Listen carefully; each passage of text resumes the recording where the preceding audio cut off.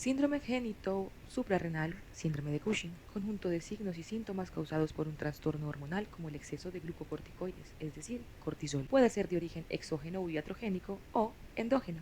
El origen exógeno es la causa más frecuente y se presenta por la administración excesiva de glucocorticoides, por ejemplo, medicamentos tales como cortisona, hidrocortisona y dexametasona, los cuales son usados para tratar edema cerebral, asma, artritis reumatoide y lupus. Por tal motivo es la causa más frecuente en la niñez y adolescencia. El origen endógeno se puede presentar principalmente por tres causas. Tumor hipofisiario, presente en forma de adenoma, el cual está relacionado con el aumento en la producción de la hormona adrenocorticotropa y del cortisol.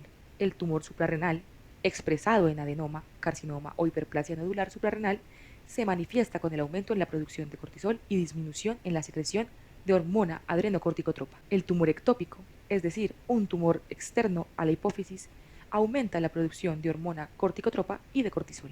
Entre la primera y la tercera causa se suma el 70 a 80% de los casos y la segunda causa tiene una incidencia del 20 al 30% de estos. Estos porcentajes son tenidos en cuenta dentro del origen endógeno. Recordemos la relación entre la producción de cortisol y la hormona adrenocorticotropa. El cortisol está regulado principalmente por la hormona adrenocorticotropa, la cual es producida en la hipófisis gracias a la estimulación hipofisiaria ocasionada por la hormona hipotalámica liberadora corticotropa. Cuando el hipotálamo sensa niveles elevados de cortisol, su respuesta es la reducción en la producción de la hormona liberadora corticotropa, lo cual da como secuela una disminución de la hormona adrenocorticotropa. Recordemos que esta estimulación se realiza principalmente en la porción anterior o lóbulo anterior de la hipófisis. La estimulación hipotalámica también puede estar intervenida por el ritmo circadiano, la fiebre, el trauma, el estrés o una cirugía. Se debe tener presente que la secreción de cortisol de forma fisiológica tiene su pico en horas de la mañana, pero disminuye en el transcurso del día. Signos y síntomas. Aunque esta enfermedad cursa con una expresión multisistémica, encontraremos que ninguno de estos signos o síntomas son específicos. Sin embargo, la obesidad es lo más común que veremos ya que se da de forma central. Normalmente compromete la cara, el cuello, el tronco y el abdomen, mientras que las extremidades poseen un aspecto delgado.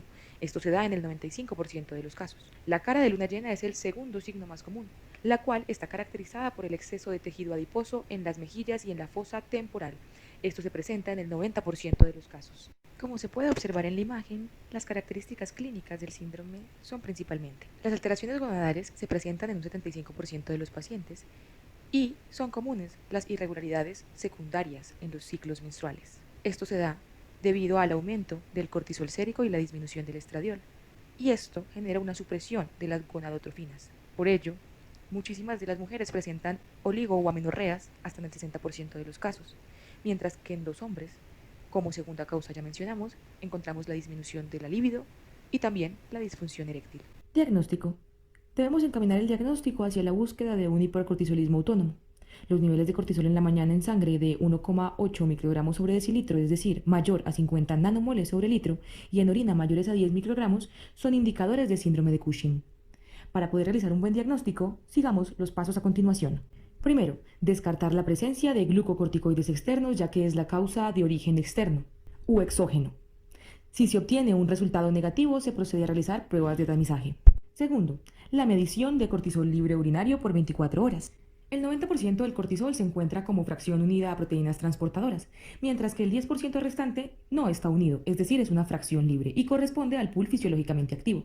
Esta fracción se excreta finalmente por los riñones y, sin embargo, la mayoría se va a reabsorber a nivel tubular proximal y solamente un 1% se elimina sin cambio en la orina. Esta medición de 24 horas de cortisol libre urinario permite una medición integral del cortisol sérico, porque a pesar de las variaciones de esta hormona durante el día, no se ve afectada por los factores que causan modificaciones en las concentraciones de la globulina transportadora de esteroides. También contamos con la prueba nocturna de dexametasona o supresión con dexametasona.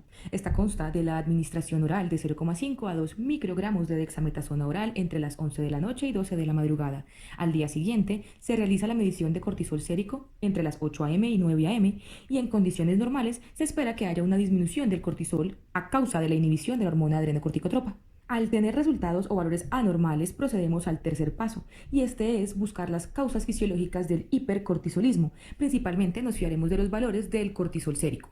Los niveles bajos o suprimidos de hormona adrenocorticotropa se verificarán por medio de una tomografía de las glándulas suprarrenales para descartar como tal la presencia de un tumor suprarrenal, adenoma, carcinoma o hiperplasia macronodular. Los niveles altos de hormona adrenocorticotropa se determinan como un síndrome de Cushing dependiente de hormona adrenocorticotropa. Corresponde a aquellos casos con valores de esta por encima de los 20 picogramos sobre mililitros, y en esta categoría encontramos los adenomas hipofisiarios y tumores ectópicos productores de hormona adrenocorticotropa, y en menor proporción los productores de hormona liberadora corticotropa.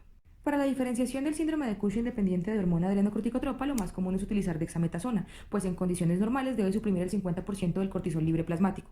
La segunda opción es la estimulación con hormona liberadora corticotropa. Se espera un aumento de la hormona adrenocorticotropa de un 35% entre los 15 a 30 minutos posteriores a la aplicación de la hormona liberadora corticotropa, y un aumento en la producción de cortisol entre un 14 y 20% para descartar la presencia de un tumor ectópico, ya que en el caso de que se presente se disminuyen los receptores de la hormona liberadora corticotropa y no existe un aumento de la hormona adrenocorticotropa y cortisol.